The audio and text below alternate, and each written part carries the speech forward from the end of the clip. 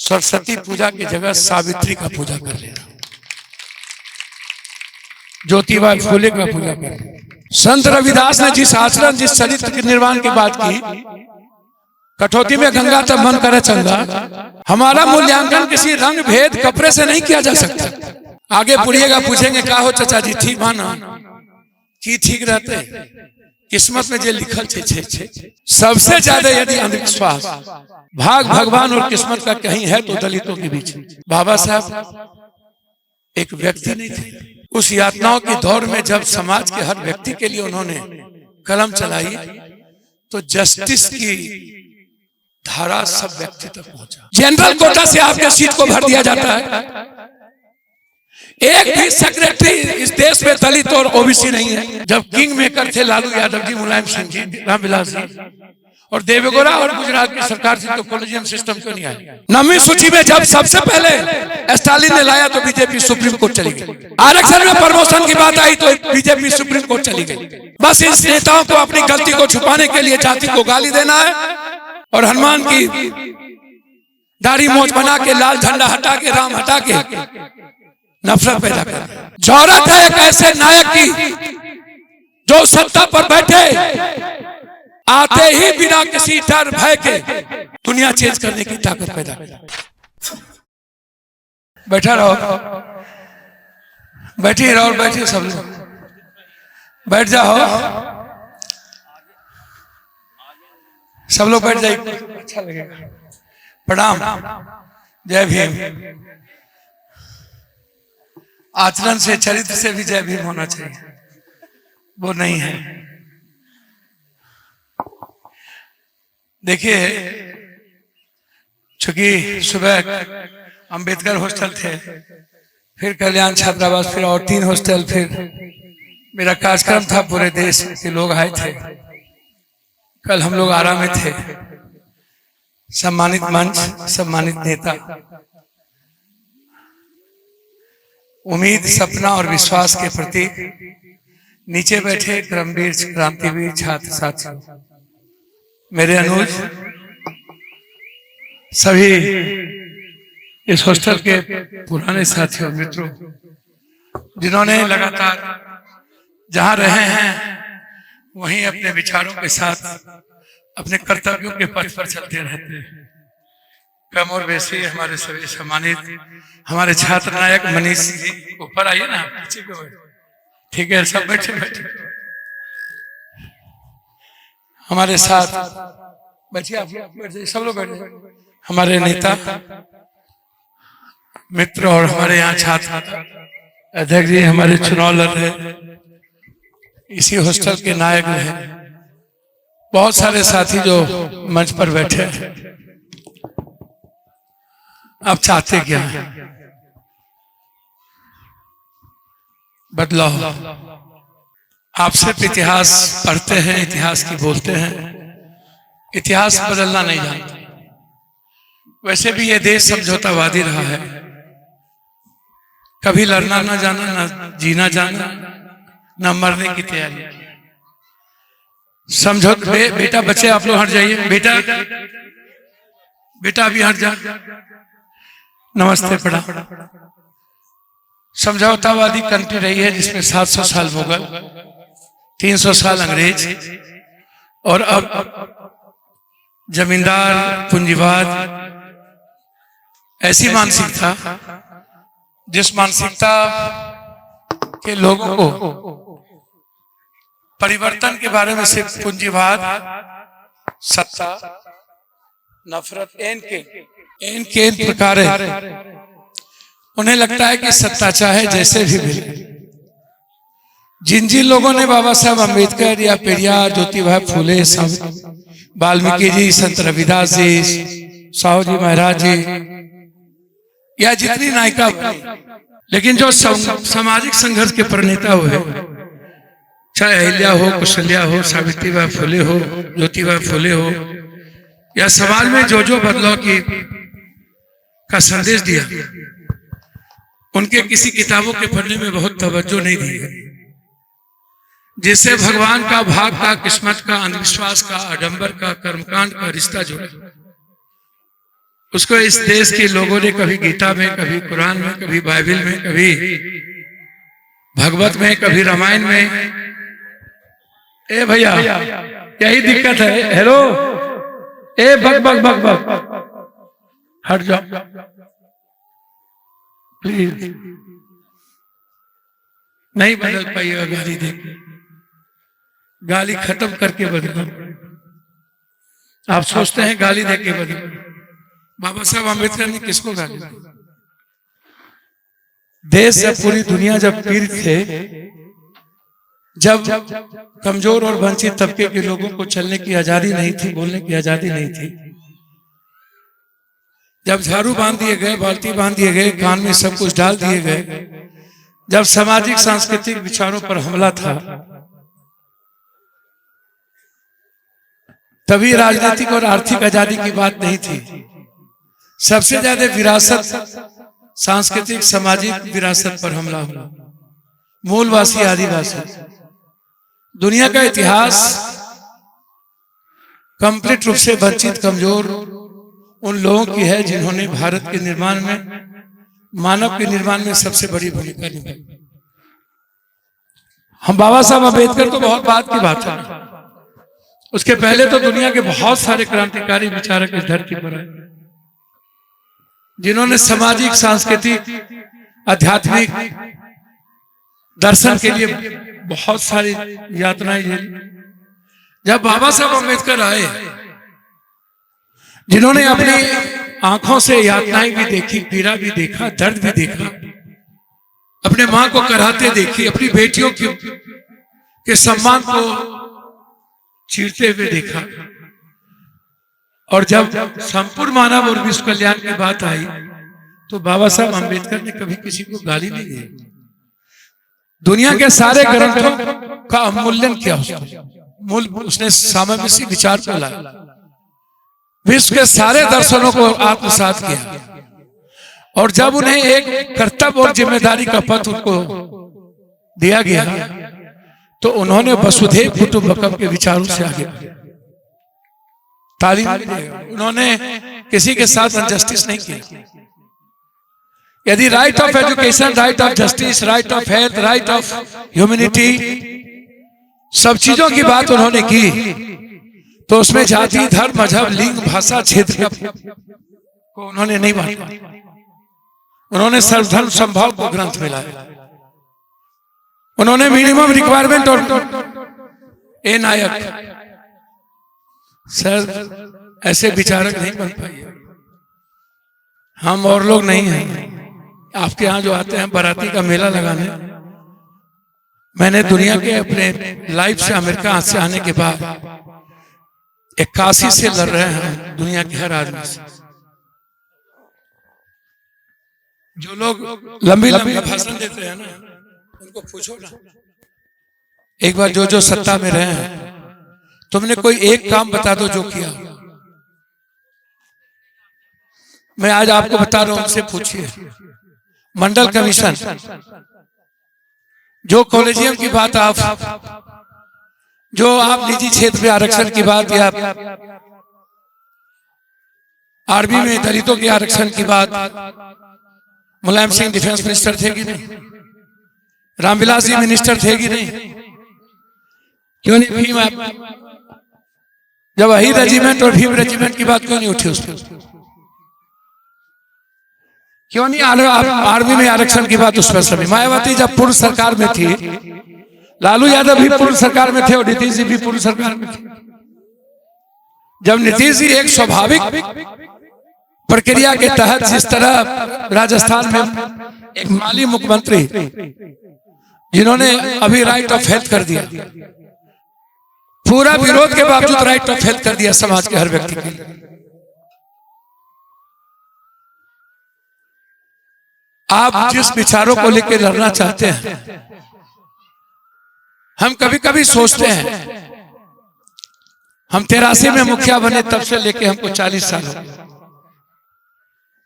कोई गांव, कोई इलाका नहीं होगा भारत का जहां हम गए नहीं होंगे संकट और पीड़ित यातनाओं में।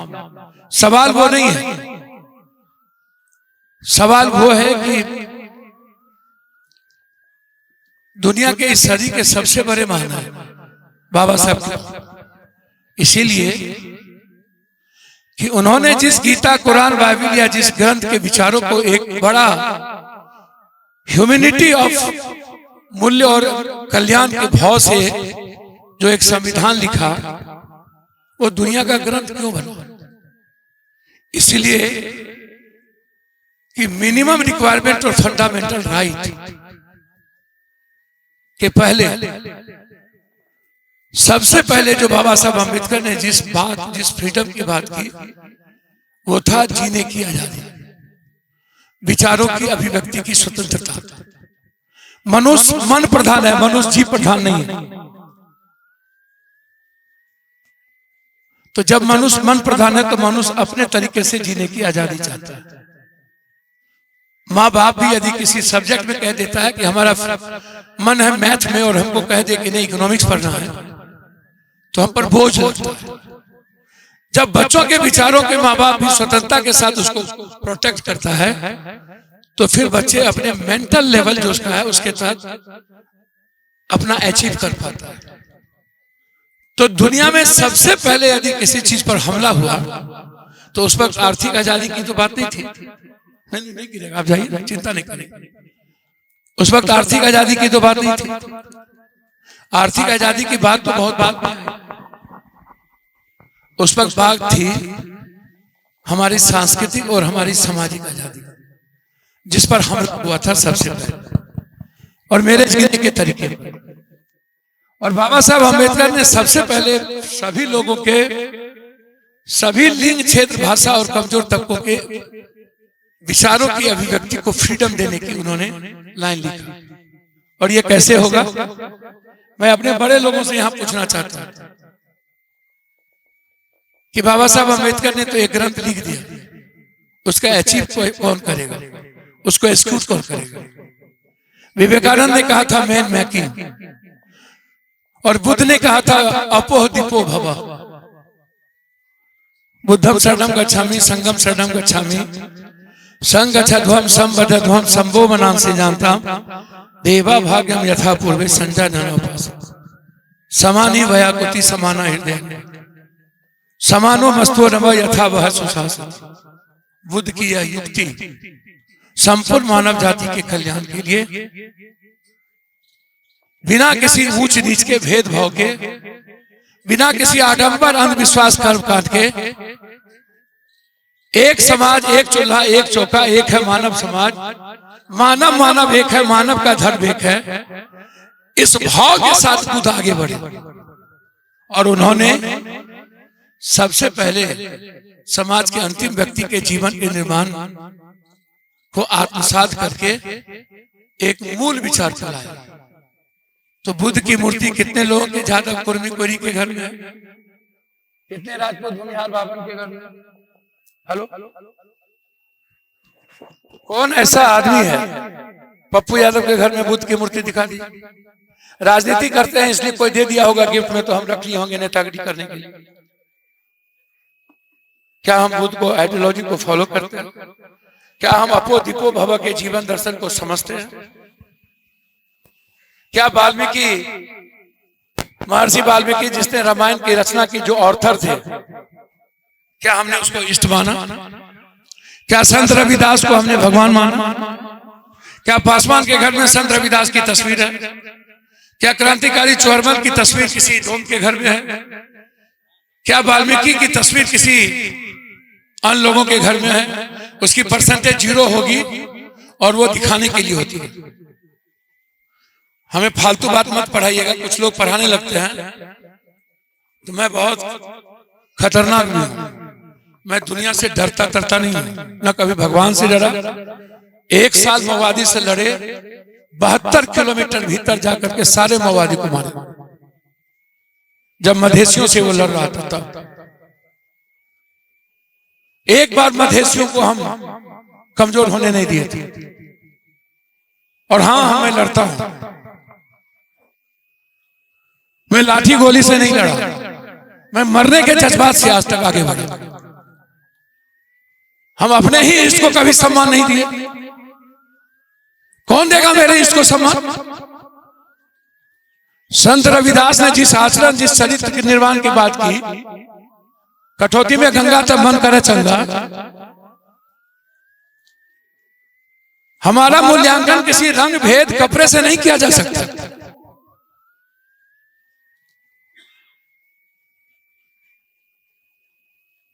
तो इस बाबा साहब अम्बेडकर ने कहा था, who is the man in India,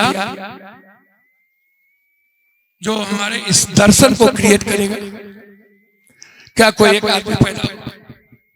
Kashi Ram ji के बाद जो मैं जानता हूं जितना, जो भामसेब के नेता की बात होती है उसका है, रियल में काशी राम जी के बाद बाबा साहब अम्बेडकर की आइडियोलॉजी के जीवन के दर्शन को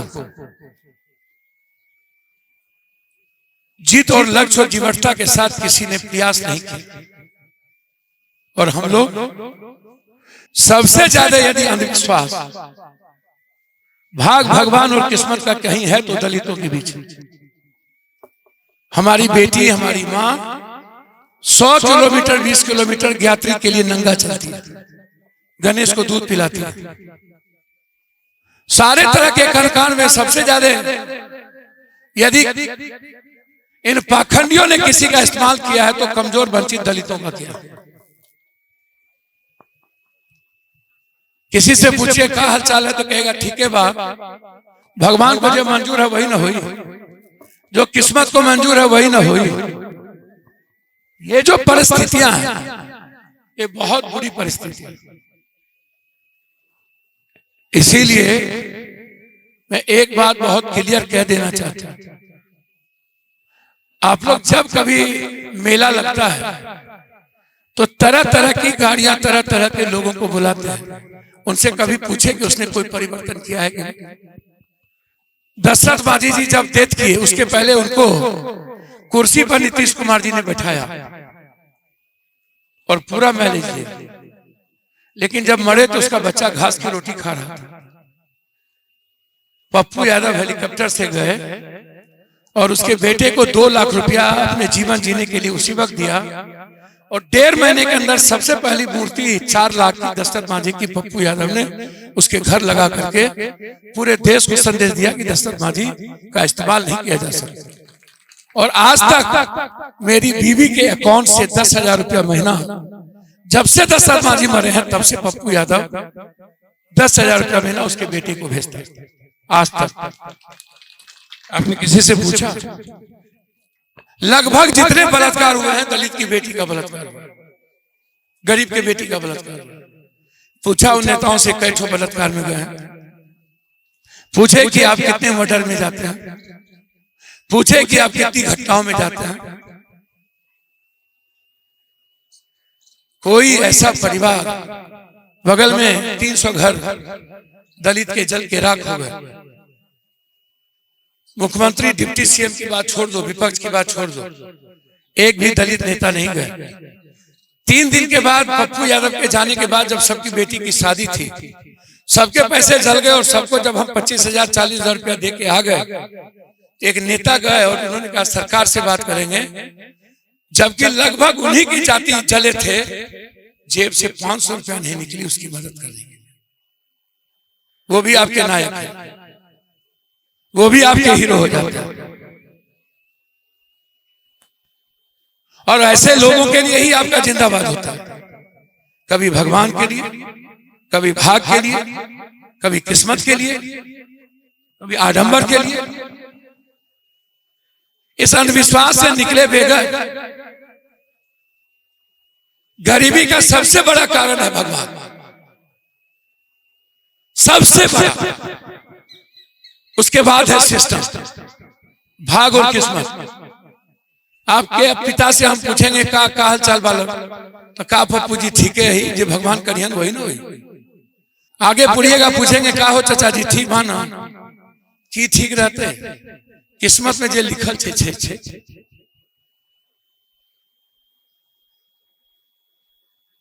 बाबा साहब एक व्यक्ति नहीं थे।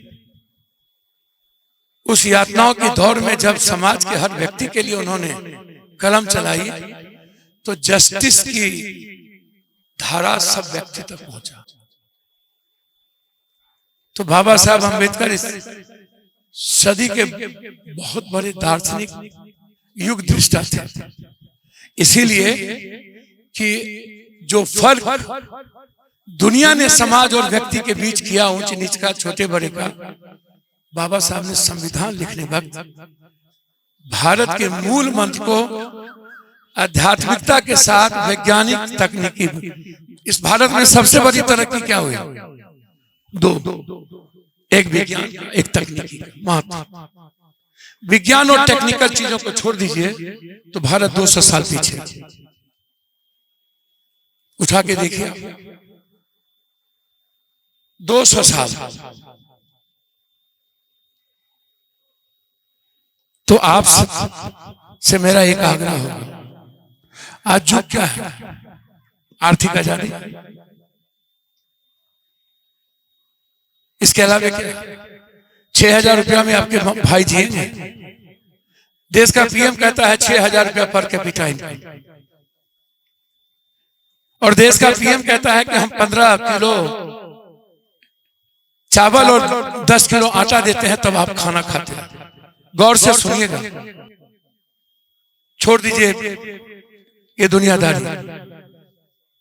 10 लोगों के पास 40% दौलत है भारत का, और 100 लोगों के पास 54% लोगों का दौलत है। रेस्ट जो व्यक्ति है उसके पास 3% दौलत है मात्र। और सबसे ज्यादा इस भारत में टैक्स कौन देता है? जिसके पास सबसे ज्यादा दौलत है वो मात्र 3% टैक्स देता है, और जो सबसे कम दौलत है जिसके पास 3%, वो 54% टैक्स देता है। और उसको ये लोग गाली देते हैं मन से कि हम इसको खैरात में ये लोग देता है। 5 रुपये का, 100 रुपये का साड़ी किसके घर में मिलता है? पप्पू पासवान के घर, पप्पू नुनिया के घर, पप्पू राम के घर, पप्पू भुइया के घर में। 5 आने का सब्जी कौन खरीदता है? 2 आने का टमाटर कौन खरीदता है? 4 आने का अरहर का दाल कौन खरीदता है? 2 आने का साग कौन खरीदता है? जो मिडिल क्लास और गरीब लोग हैं, और उन्हीं से टैक्स जाता है इस देश को 54%। उसी के टैक्स से पप्पू यादव को अनुभव परमाणु तनख्वाह मिलती है, पीएम को, सीएम को, और उन्हीं लोगों को सबसे ज्यादा गाली दी जाती है। और कहा जाता है कि सरकारी स्कूल में पढ़ने लायक यही लोग। कॉलेजियम सिस्टम क्यों नहीं आया? जब किंग मेकर थे लालू यादव जी, मुलायम सिंह जी, रामविलास जी और देवेगौड़ा और गुजरात की सरकार थी, तो कॉलेजियम सिस्टम क्यों नहीं आया? भीम रेजिमेंट क्यों नहीं बना? आर्मी में दलितों के आरक्षण की बात उठी थी, क्यों नहीं आया? और आज तक आरक्षण का मूल्यांकन क्यों नहीं हुआ इतने दिनों के बाद कि कितने दलित को आरक्षण का बेनिफिट मिला और कितने ओबीसी को मिला? एक बार भी आरक्षण आने के बाद ये इसका मूल्यांकन हुआ? प्रमोशन में आप कहां हैं? जनरल कोटा से आपके सीट को भर दिया जाता है। एक भी सेक्रेटरी इस देश में दलित और ओबीसी नहीं है, मात्र एक दलित मुख्यमंत्री है।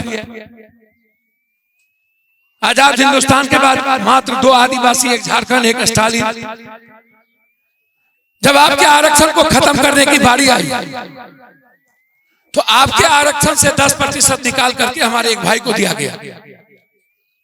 9वीं सूची में 72% आरक्षण दलित और अत्यंत पिछड़ा को मिलना चाहिए, जो स्टालिन ने जिसको लागू किया। बिहार में क्यों नहीं? दोनों सामाजिक न्याय की सरकार है कि नहीं? आज 35% निजी क्षेत्र में आरक्षण कर दे। मैं मांग करता हूं नीतीश जी और तेजस्वी जी से, जितने दलित हैं उसके बदलाव के लिए 35% आरक्षण निजी क्षेत्र में भागीदारी करो। सिपाही में आरक्षण दो, करिए ना।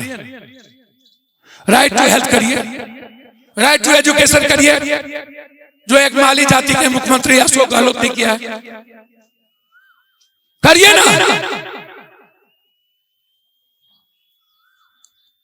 जो लोग यहां आते हैं मत करिए ये मनुवाद और ब्राह्मणवाद का। ये लोग क्या है? सबसे ज्यादा दुनिया में राजा कौन रहा? ब्राह्मण। मात्र एक राजा थे ब्राह्मण में, पेशवा। सबसे ज्यादा मौर्य वंश, सदुवंश, कृष्ण के पहले से लेकर आज तक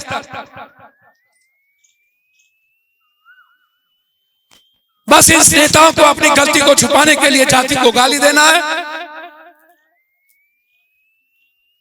और हनुमान की दाढ़ी मोछ बना के, लाल झंडा हटा के, राम हटा के नफरत पैदा कर।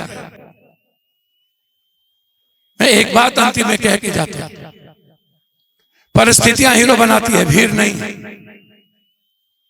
दुनिया के जितने नायक बने हैं अकेला और 5 आदमी से बना है। कोई घर नहीं होगा जहां 20,000 से 50,000 रुपया, 1 लाख तक पप्पू यादव हर पीड़ित परिवार को पहुंचाया। कोई घटना नहीं घटी होगी जहां 50,000 से लाख रुपया बिना मदद के हम लौटे होंगे। एक भी नेता जिसको मंच पे लाते हो उससे पूछो 1 रुपया आज तक आपने मदद किया क्या? आज भाषण का युग नहीं है। मेरे सामने आप आओगे, आपकी माँ बीमार होगी और 7 लाख रुपया कोई बड़ा हॉस्पिटल कर दे, आप खाक छान के मार दोगे। जितने नेता को मंच पर बुलाते हो ना, चोर चिबिल्ला को, एक फोन नहीं जाएगा, औकात नहीं है। मुख्यमंत्री की भी पप्पू यादव मिनट फोन करेगा, यदि 7 लाख रुपया डॉक्टर माफ ना कर दे तो मैं दोगला का पैदाइश होगा। आज तक किसी गरीब को मरने नहीं दिया, मैंने जो चाहा वही किया। मुख्यमंत्री का फोन और पप्पू यादव का फोन, दोनों के फोन पर पप्पू यादव का फोन भारी रहा। हमारे पास कोई कहेगा कि आकर के माँ की बहन की शादी, हम क्या कहेंगे? नहीं, किस्मत ठीक करेगा, मैं उसके लिए जीऊंगा। रात के 12 बजे कोई हॉस्टल की लड़ाई की बारी आई, अकेला हम लड़े, कोई नहीं था।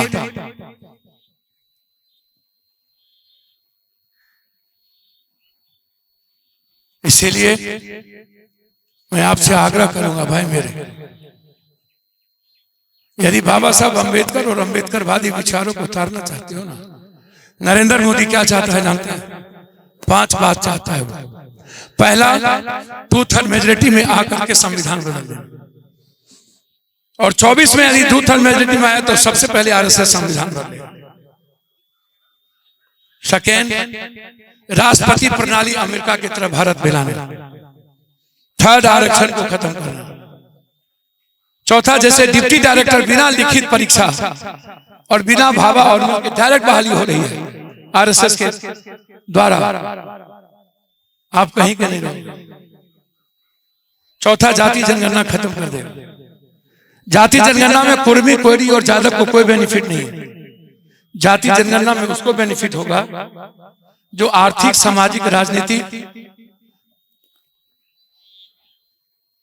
शैक्षणिक और हेल्थ की दृष्टि से सबसे कमजोर है। जो आर्थिक, राजनीतिक, सामाजिक रूप से बड़ा है, जाति जनगणना का बेनिफिट होगा चौधरी को, शाह को, कलवार को, निषाद को, केवट को, मल्लाह को, चंद्रवंशी को, कुम्हार को, नुनिया को, पासवान को, राम को, डोम को, मुसहर को, और इस पर सबसे ज्यादा बीजेपी का। 9वीं सूची में जब सबसे पहले स्टालिन ने लाया तो बीजेपी सुप्रीम कोर्ट चली गई। आरक्षण में प्रमोशन की बात आई तो बीजेपी सुप्रीम कोर्ट चली गई, और उसके बाद भी हम स्टूल बनते हैं उसके भगवान के नाम।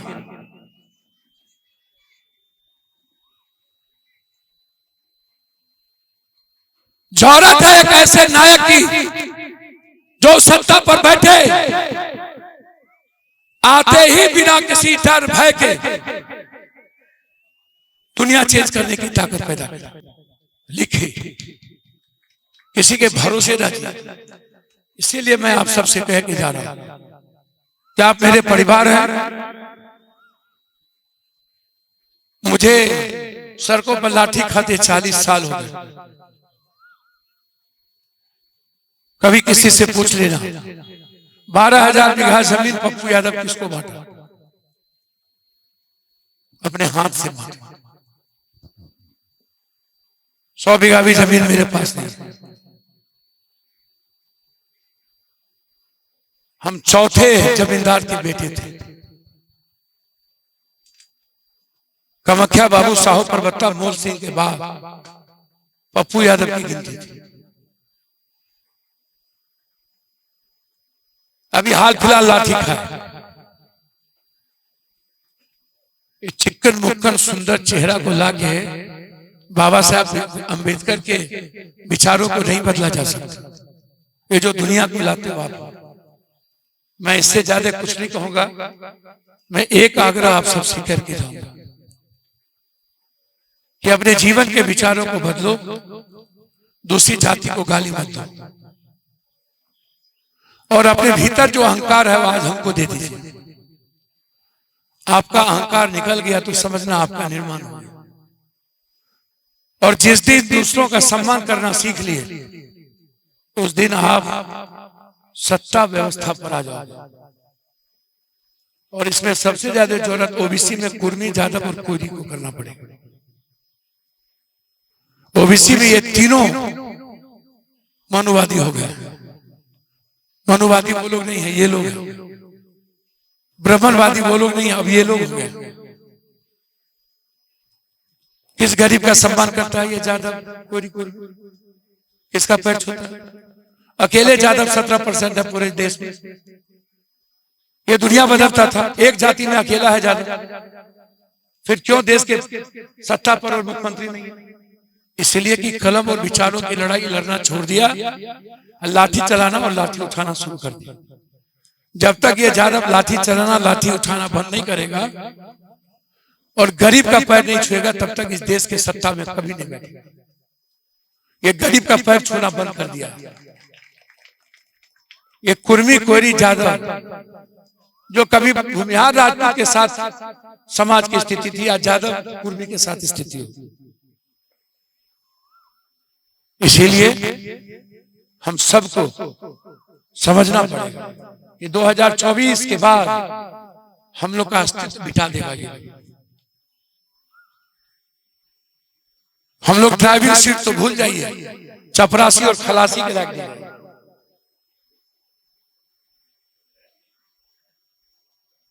इसीलिए आप सब सोचिएगा। मैं इन्हीं शब्दों के साथ एक आग्रह करूंगा आपसे, सरस्वती पूजा की जगह सावित्री का पूजा कर लेना, ज्योतिबा फूले का पूजा कर लेना। भगवान को मानो, भीतर में कोई दिक्कत नहीं है, लेकिन जब ग्रंथ को मानने की बारी आए तो सिर्फ संविधान को मानना और किसी को मत मानना।